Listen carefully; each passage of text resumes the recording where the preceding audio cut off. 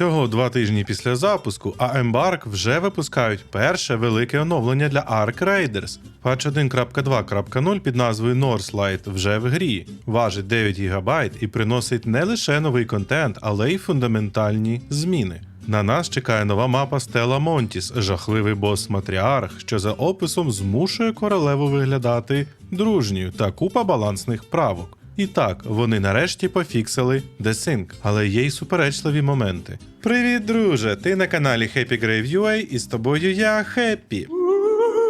Головна новина – це, звісно, нова мапа Stella Montis, але вона недоступна. Поки що. Захована глибоко в північних горах, Stella Montis спокушає рейдерів дослідити покинутий об'єкт, який залишається відносно добре збереженим порівняно з уламками нинішнього Rust Belt. Холодні та стерильні, ці руїни натякають на те, що людство залишило після себе в своєму прагненні до зірок. На жаль, попередні мешканці зруйнували тунелі перед тим, як покинути комплекс. Щоб відкрити цю мапу, уся спільнота має об'єднатися у новій події Breaking New Ground.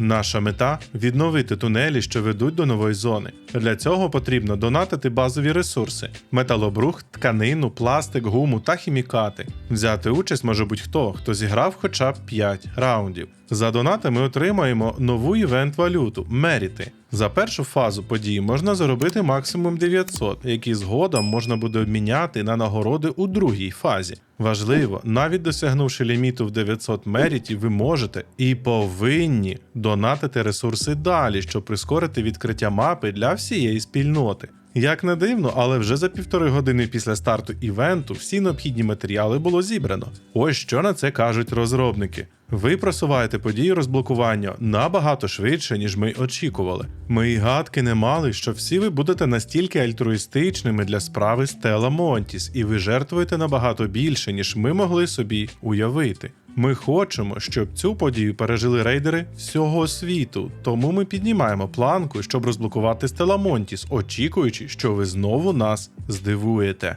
Як тільки тунелі відновлять, стартує друга фаза події Staking Our Claim. Це буде новий трек прогресії з особистими викликами та нагородами, який триватиме до грудня. Разом з подією в гру додали 2 нових ворогів. Матріарх – це новий бос, велетенська машина, що, за словами розробників, змушує королеву виглядати дружньою. Це, скоріш за все, той самий гігант, якого ми бачили в трейлерах. Матріарх вже в грі з'являтиметься за особливих умов на мапі. Я тричі починав рейд на Blue Gate з відповідною позначкою, проте так і не побачив нового Арк. Команда розробників вже визнала, що це баг, і над ним працюють. Шредер. Цей ворог буде спеціалізуватися на ближньому бої і стане ексклюзивом для нової мапи Stella Montis, щойно ми її відкриємо. Оновлення також приносить нову зброю – енергетичну бойову гвинтівку. Крім неї, ми отримали 3 нові типи мін – Pulse Mine, Deadline Mine and Gas Mine та 2 типи гранат – Seeker Grenade та Trailblazer Grenade.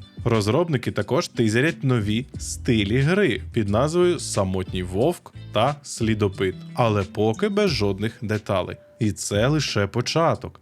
Embark підтвердили, що наступне велике оновлення Cold Snap вийде вже в грудні. Воно принесе івент Flickering Flames, нову снігову погодну умову для мап та довгоочікуваний Expedition Project Raider Reset. Можливо, найважливіша частина патчу для багатьох гравців – це технічні виправлення. Головне, розробники значно зменшили затримку руху персонажа на сервері. Це прямий фікс десінку, який має вирішити проблему, коли тебе вбивають вже за укриттям. Також зменшили затримку між пострілом у ворога та реєстрацією влучання. І ще один важливий фікс. Виправлено баг, через який вороги, особливо королева, отримували значно більше шкоди від вогню, ніж планувалося. Це означає, що стратегія з однією вогняною міною, яка миттєво вбивала королеву, більше не працює. Треба перевірити, чи торкнулись ці зміни Ліпера, який також боїться вогню. Embark показали, що вони дослухаються до спільноти. В гру додали пріоритетний матчмейкінг для дуо. Тепер гра намагатиметься зводити соло-гравців з соло, дуо з дуо, а тріо з тріо.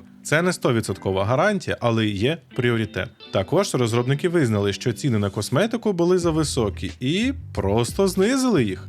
Усі, хто купив щось за старими цінами, автоматично отримують різницю назад на свій рахунок у Райдер токенах. На екрані можеш побачити набори нової косметики та супербезпечну і дуже жовту каску для Борі Когута. Топ! Розробники чітко заявили про майбутні Raider Decks, бойові перепустки. Будуть безкоштовні та преміальні. Але усі геймплейні предмети, зброя, гранати тощо будуть тільки у безкоштовних наборах. Преміум – це виключно косметика та зручність. А тепер про найсуперечливіше – баланс досвіду та економіки. Розробники вирішили вдарити по фарму.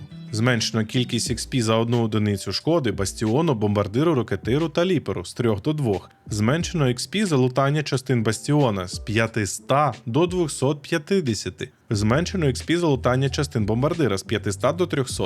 Але ми також отримали деякі бафи досвіду. Збільшено XP за лутання двигунів Рокетира з 200 до 500. Збільшено XP за лутання ніг Ліпера з 200 до 500. Схоже, це прямий удар по гравцях, які фармили бомбардирів під час івенту Hidden Bunker. Водночас розробники, мабуть, заохочують гравців полювати на рокетірів, яких раніше всі здебільшого ігнорували. Також понерфили лоту Security Lockers. Розробники вважають, що ті містили занадто цінні предмети. Чи зруйнує це мету на останню пасивку в червоній гілці? Не знаю. А я майже до неї дістався. І швиденько пройдемося по інших змінах. Wolfpack Grenade. Вартість продажу збільшена з 3 до 5 тисяч. Рецепт крафту змінено. Launcher Ammo. Вартість у торговців подвоєна з 100 до 200. Spotter Relay. Вартість продажу порізана з 5 тисяч до 2.